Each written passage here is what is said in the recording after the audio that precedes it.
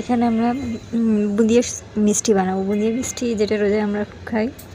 তো বুঁদিয়া আমরা প্রথমে 2 কালার নিয়ে নিব, তারপরে একটু সোডা দিয়ে সুন্দর করে মিক্স করে 2টা রং, একটা আমাদের রং, একটা আমাদের এমনি করে 2 কালার করে সেট করে আমরা ভেজে নিলাম। ভেজে সুন্দর করে পরিবেশন করবো। তারপরে চাশনি বানাবো। চাশনি মানে আর কি, ওটার মধ্যে আমরা আধা কাপ পানি নিয়ে নিব এবং 5 কাপ চিনি নিয়ে নিব। চিনি নিয়ে সুন্দর করে মিক্স করে তারপরে